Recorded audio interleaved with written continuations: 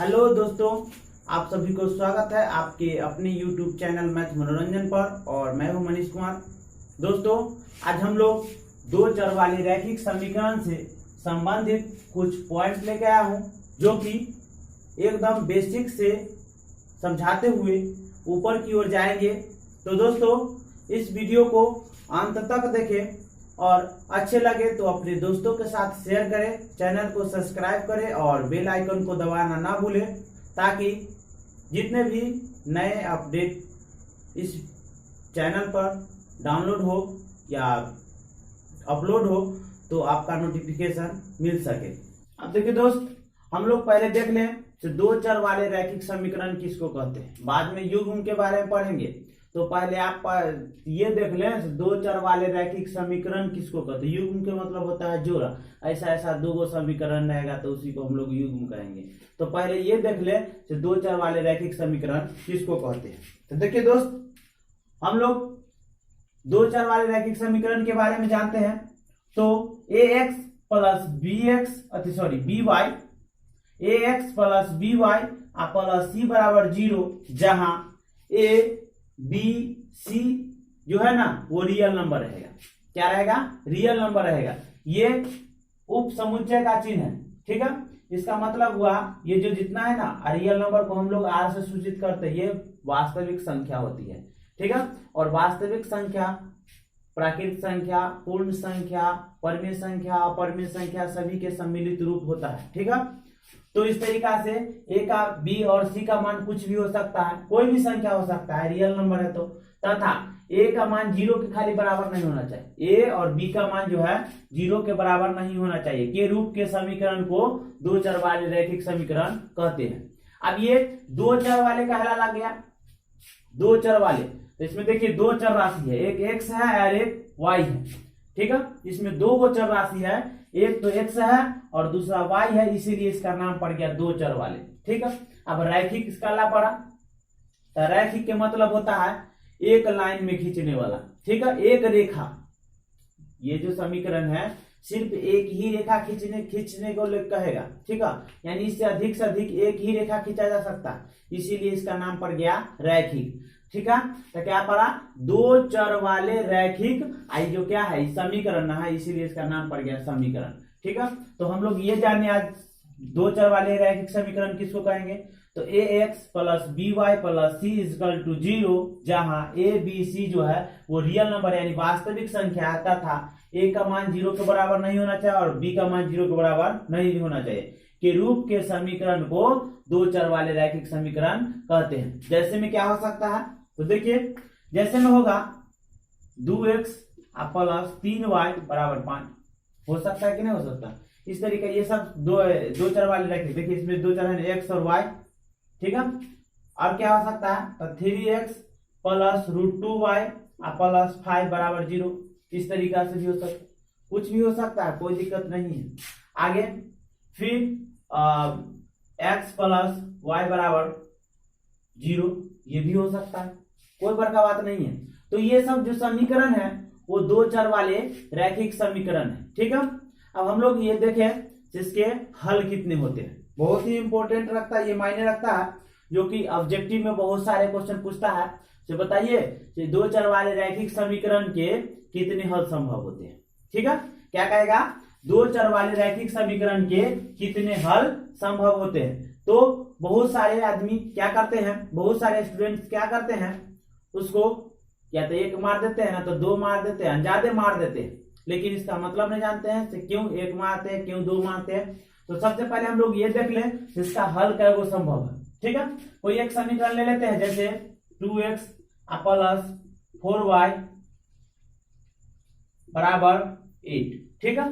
ये कोई समीकरण है। अब क्या करते हैं, इसको हम लोग हल करके देखते हैं। देखिए क्या होगा, क्या वो हल संभव होता है। तो देखिए जब y प्लस में रहे तो इसको जैसे तैसे छोड़ दीजिएगा, अगर माइनस में रहे तो इसको क्या कीजिएगा, उधर कर दीजिए और इसको बुला के इधर ले आइएगा, ठीक है। तो जब रहेगा तब, लेकिन देखिए प्लस में है तो इसको भी जैसे तैसे इसको छोड़ देंगे। तो 4y बराबर 8, आई प्लस में इधर माइनस में, ठीक है। ये गुना में उधर जाएगा तो भाग में, तो क्या हो जाएगा 8 - 2x बट्टा 4। अब हम लोग क्या करते हैं, x का मान रखते हैं, y का मान आते रहेगा। तो देखिए क्या जब रखते हैं, तो जब x का मान आप क्या कीजिए 2 रख दीजिए 2, तो y का मान क्या होगा, तो 8 माइनस 2 गुने 2 बट्टे 4 क्या होगा, तो 8 माइनस 2 दूना 4 बट्टा 4 यानी 4 घट के 4 बट्टा 4 घट के क्या हो गया, अधिक घट के 1 हो गया। आ गया ना y का मान कितना, तो जब x का मान 1 हुआ तो y का 2 हुआ तो y का मान 1 हुआ। और भी रखिए, जब x का मान 3 रखिए या 4 रखिए, जब x का मान 4 रख देते हैं तो y का मान क्या आएगा, तो 8 माइनस 2 गुने 4 बट्टा 8 सॉरी 4। अब क्या होगा, y बराबर 8 माइनस 8 बट्टा 4, y बराबर क्या होगा 0 बट्टा 4 यानी y बराबर 0। ठीक है, और भी निकलेगा, घबराइएगा नहीं, खाली वीडियो छोड़ के नहीं जाइए।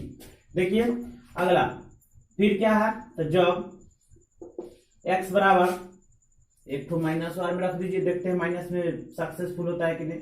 तो क्या कीजिए, रख दीजिए 0 रख के देखिए, जब x बराबर 0 तो y का मान क्या आता है, तो 8 माइनस 2 गुने 0 बट्टे 4, y बराबर 8 माइनस 0 बट्टे 4, y बराबर क्या हो जाएगा, तो 8 बट्टा 4 यानी 2, यानी क्या आ गया, y का मान 2 आ गया। और भी रखिए, और भी संभव है, कोई दिक्कत नहीं।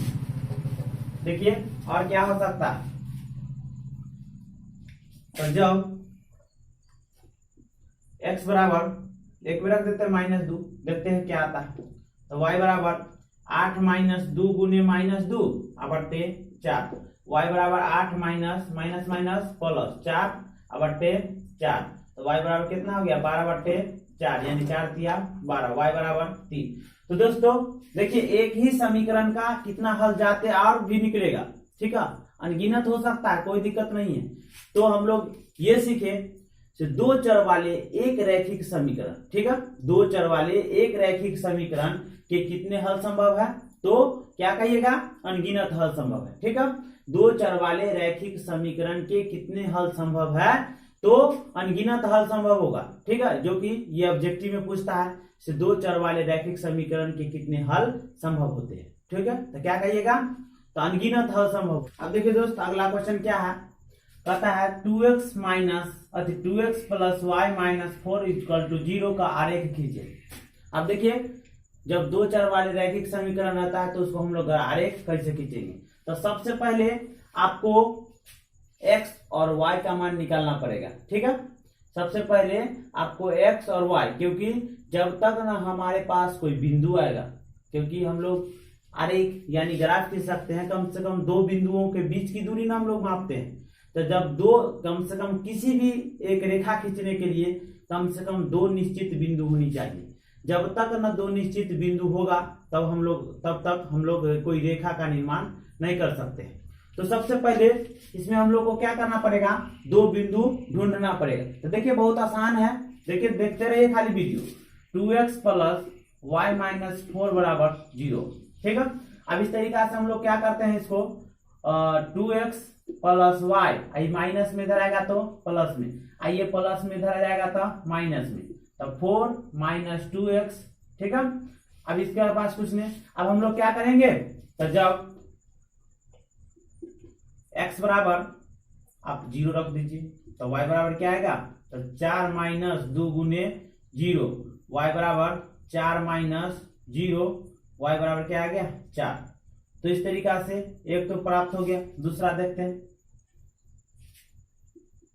जब x बराबर क्या रखिए, तो 2 रख दीजिए, तो y बराबर क्या होगा, तो y बराबर आपका आ जाएगा 4 माइनस 2 गुने 2, तो y बराबर क्या हो जाएगा 4 माइनस 4, तो y बराबर 0। ठीक है, यानी हम लोग क्या करेंगे, सबसे पहले इसमें बक्सा बना लेंगे। बक्सा के मतलब जिसमें मान हम लोग पुट करते हैं, यानी x और y। अब देखिए तो दोस्त जब x का मान 0 रखे तो y का मान कितना आया, तो 4। तो यहाँ पर क्या लिख देंगे, x के जगह पर 0 और y वाला में 4। और फिर जब 2 रखे तो y का मान कितना आ गया 0। अब देखिए दोस्त, ये हम लोग को पॉइंट मिल गया। अब इसकी सहायता से हम लोग देखिए कैसे ग्राफ खींचते हैं। बहुत ही आसान है ग्राफ खींचने का। सबसे पहले हम लोग चतुर्थांश का निर्माण करेंगे, ठीक है, कि जब तक न चतुर्थांश पता होगा तो हम लोग क्या करेंगे, कोई भी बिंदु दर्शा नहीं सकते हैं। तो सबसे पहले आप चतुर्थांश बनाइए इस तरीका से। देखिए आप क्वेश्चन का तो काम खत्म हो गया, मेन ये बक्सा रह गया, इसी बक्सा से काम होगा। तो देखिए इस तरीका से कोई चतुर्थांश है, ठीक है, इसको कहते हैं एक्स एक्सिस यानी एक्स अक्ष, और इसको कहते हैं एक्स डैश, और इसको कहते हैं वाई अक्ष, इसको वाई डैश यानी इधर नेगेटिव होता है। आइए इसको कहते हैं मूल बिंदु, ठीक है। अब इस पर क्या करेंगे, तो हम लोग मान रख देते हैं। तो अधिक से अधिक एक्स का मान कितना है 2 ही है, ठीक है, लेकिन रखिए 4 तक, 1 2 3 और 4, ठीक है। इधरों रख दीजिए 1 2 3 और 4, इधरों रखना है तो रख दीजिए -1 -2 -3 -4, इधर रखिए -1 -2 -3 और -4। अब देखिए दोस्त, हम लोग को बिंदु दर्शाने का बात आया, तो x का मान 0 है, तो x का मान 0 कहाँ होता है, तो x का मान 0 इस रेखा पर होगा, ठीक है, कहूँ भी नहीं, सॉरी, x का मान 0 यहाँ पर होगा, ठीक है, x का मान 0 है। अब देखिए y का मान कितना है, तो 4। तो जब x का मान 0 हो और y का मान कुछ हो तो उस स्थिति में क्या बनेगा, तो जब x का मान 0 रहेगा तो बिंदु जो बनेगा y अक्ष पर बनेगा, ठीक है, क्या बनेगा y अक्ष पर। जब x का मान 0 हो तो बिंदु जो होगा y अक्ष पर बनेगा, और कहाँ बनेगा, तो देखिए कहाँ बनेगा, तो x का मान 0 तो यहाँ पर है, और y का मान 4, तो जहां पर y रहेगा वही ना बनेगा, यानी क्या बनेगा, तो 0,4। एक पॉइंट हम लोग ढूंढ लिए। अब दूसरा पॉइंट ढूंढते हैं। तो दूसरा पॉइंट क्या है, तो x का मान 2 है। अब देखिए x का मान 2 है, अब y का मान क्या है, तो 0 है। तो जब x का मान 0 और y का मान कुछ हो तो उस स्थिति में y पर बने, y अक्ष पर बिंदु बनेगा। और जब x का मान कुछ हो और y का मान 0 हो तो उस स्थिति में क्या बनेगा, तो x अक्ष पर बनेगा पॉइंट। तो कहाँ बनेगा, तो y का मान 0 यहाँ पर है, x का मान 2 है, तो जहां पर 2 रहेगा वहीं पर बनेगा पॉइंट, यानी क्या बन जाएगा 2,0। इस तरीका से मेरा हो गया ग्राफ, पॉइंट खोज लिए। अब इस दोनों पॉइंट के सहायता से हम लोग क्या करेंगे, तो इसके बाद इसको रेखा खींच सकते हैं। तो देखिए रेखा खींचते हैं, सॉरी, इस तरीका से ये पेंसिल से बनाया जाता है, सॉरी, ये स्केल रहना चाहिए, स्केल की सहायता से आप अच्छा से खींच सकते हैं। तो इस तरीका से आप क्या किए, एक रेखा खींच दिए ना, तो इस तरीका से ग्राफ तैयार होता है। तो दोस्तों ये ग्राफ इसी तरीका से आपका अंक बदल सकता है, लेकिन बनाने का तरीका इसी तरीका का रहेगा, जो कि 2 चर वाले एक रैखिक समीकरण है। 2 रहेगा तो हम लोग उसको भी देखेंगे। तो जब एक रैखिक समीकरण रहे तो इस तरीका के क्वेश्चन को आप इस तरीका से हल कर सकते हैं। अब देखिए दोस्त, हम लोग 2 चर वाले रैखिक समीकरण युग्म के बारे में देखते हैं। तो युग्म के मतलब होता है क्या चीज, जोड़ा। जोड़ा का मतलब दोनों होना चाहिए। देखिए एक रैखिक समीकरण है a1x plus b1y plus c1 बराबर 0, और दूसरा समीकरण है a2x plus b2y plus c2 बराबर 0, ठीक है। इस तरीका से 2 समीकरण आपको दिया हुआ रहेगा। और तो देखिए अब इसको हल करने के लिए बिना हल किए हुए भी जान सकते हैं इसका क्या वो हल होगा, ठीक है, लेकिन इसके लिए कुछ शर्तें हैं, ठीक है, जिसको हम लोग को जांच करके देखना पड़ेगा। इस शर्त को पूरा करना पड़ेगा। अगर शर्त पूरा हो जाता है तो इस तरीका से हम लोग बता सकते हैं इसका हल 1 होगा, 2 होगा, 3 होगा, अनेक होगा, या कोई हल नहीं होगा, ठीक है। तो इस तरीका से पहला शर्त क्या है, देखिए अगर a1 बटा a2, तो ये क्या है जी, x1 का गुणांक यानी x का गुणांक है, दोनों में x का गुणांक, b जो है y का गुणांक और c कांस्टेंट वाले हैं, ठीक है।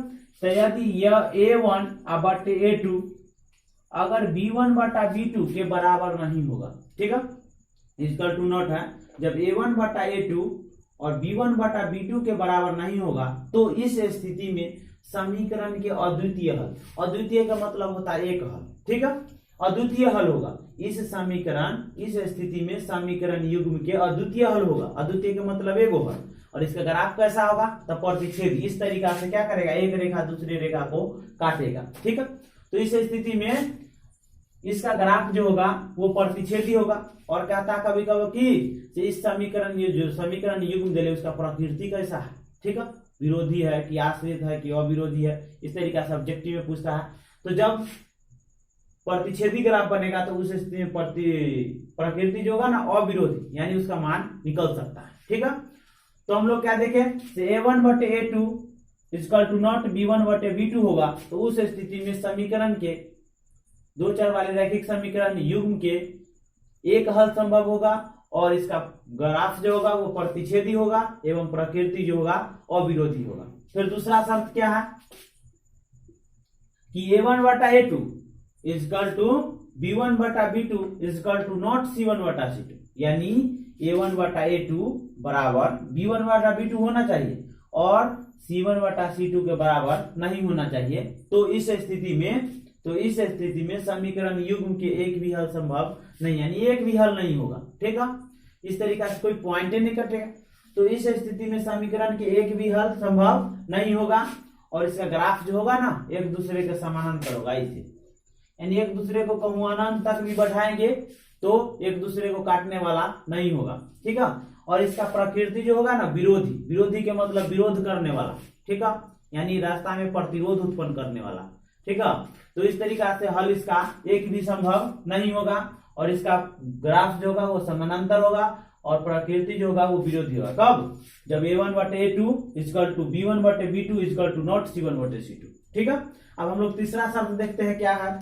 तो तीसरा शर्त है कि a1/a2 = b1/b2 = c1/c2, यानी सब आपस में क्या हो, बराबर हो। a1/a2 बराबर b1/b2 बराबर c1/c2 अगर सब एक दूसरे के बराबर हो तो इस स्थिति में समीकरण युग्म के अनगिनत हल संभव है, ठीक है। अपरिमित रूप से अनगिनत हल होगा, ठीक है। अब करते रह जाएगा, तबाह हो जाएगा, लेकिन तब भी हल न्यूटे माने खत्म नहीं होने वाला है, ठीक है। तो अपरिमित रूप से अनेक हल होगा, और इसका ग्राफ कैसा होगा, तो संपाती होगा। संपाती का है किसको कहते हैं, तो देखिए एक रेखा ये हुआ, और दूसरा जो भी रेखा जो होगा ना एकदम इसी लाइन से होके जाएगा, एकदम सेम टू सेम इसी लाइन पर बार बार चलते, चाहे कितना भी हल न किया ज्ञात कर दीजिए इस तरीका से। तो इस तरीका के हम लोग को रेखा को संपाती कहते हैं, यानी एक रेखा पर दूसरे रेखा को अध्यारोपित होना, ठीक है। और इसका प्रकृति जो होगा आश्रित, आश्रित के मतलब कि एक दूसरे पर निर्भर करने वाला। देखिए जब एक दूसरे पर आधारित रहेगा तो निर्भर तो करबे करेगा ना।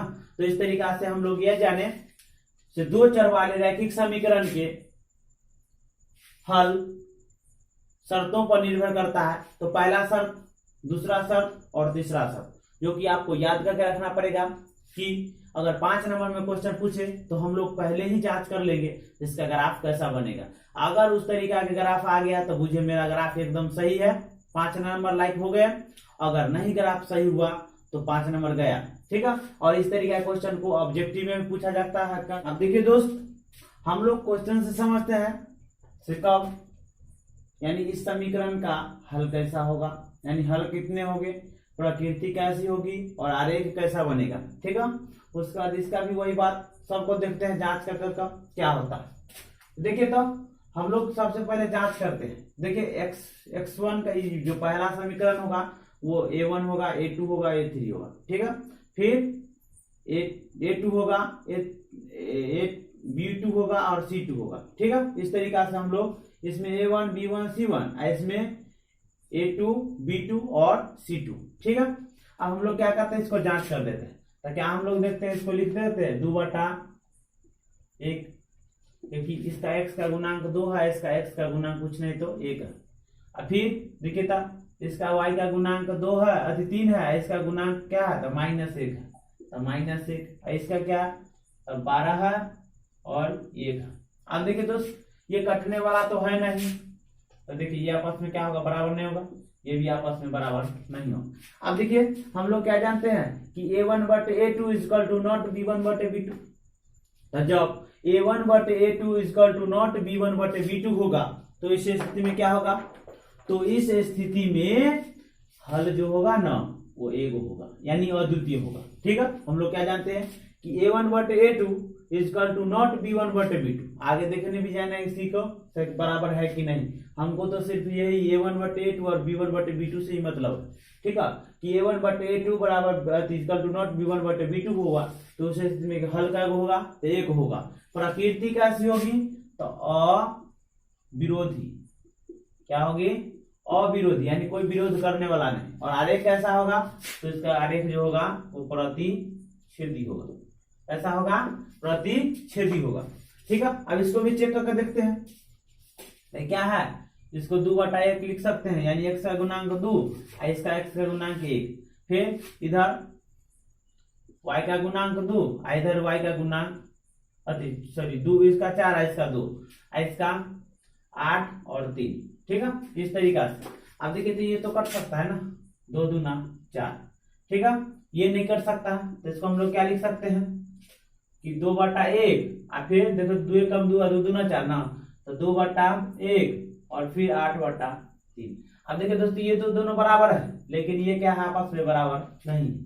तो हम लोग क्या जानते हैं कि a1 बटे a2 इजकल टू b1 बटे b2 is equal to not c1 बटे c2। क्या जानते हैं, a1 बटे a2 इजकल टू b1 बटे b2 is equal to not c1 बटे c2। तो उस स्थिति में जो ग्राफ होता है वो कैसा होगा जी, तो आरेख होगा, अति समानांतर होता है। क्या होते हैं, ग्राफ की प्रकृति समानांतर होगी। प्रकृति कैसा होगा, तो विरोधी होगा। विरोधी के मतलब एक को हल होने वाला नहीं। हल क्या होगा, तो एक भी नहीं, यानी हलों की संख्या 0, यानी एक को हल ही नहीं होगा। ठीक है, एक भी हल संभव नहीं होगा। उस तरीके से इसको भी जांच करके देखते हैं क्या होता है। अब देखिए क्या है, तो इसको क्या करते हैं, ये x का गुणांक तो 2/3, फिर इधर -6/-9 और फिर 4/6। ठीक है, अब इस सबको देखते हैं काट कूट के क्या आता है। तो माइनस से माइनस खत्म, 3 दूना 6 और 3 तिया 9, फिर 2 दूना 4 और 3 दूना 6। अब देखते हैं क्या आया, तो 2/3, फिर 2/3 और फिर 2/3। अब देखिए आपस में क्या है, तीनों बराबर है ना। तो जब आपस में तीनों बराबर होते हैं, यानी a1 बटे a2 इजकल टू b1 बटे b2 इजकल टू c1 बटे c2, तो उस स्थिति में ग्राफ कैसा होगा, तो ये होगा संपाती। क्या बनेगा, संपाती। प्रकृति कैसा होगा, तो जब संपाती बनता है तो प्रकृति आश्रित होगा। क्या होगा, आश्रित होगा। ठीक है, और हल क्या होगा, तो अनगिनत हल होगा। क्या होगा, अनगिनत हल होगा। ठीक है, तो हम लोग ये भी जान लिए कि ग्राफ का प्रतिच्छेदी होता है तो उसका हल क्या होता है, यानी जांच करने का तरीका भी जान लिए तीनों का। ठीक है, तो दोस्तों आज हम लोग इतना ही तक, फिर मिलेंगे अगले वीडियो में। तो दोस्तों इस चैनल पर बहुत सारे वीडियो अपलोड होते रहता है, तो दोस्तों इस चैनल को सब्सक्राइब करें और बेल आइकन को दबाना ना भूलें।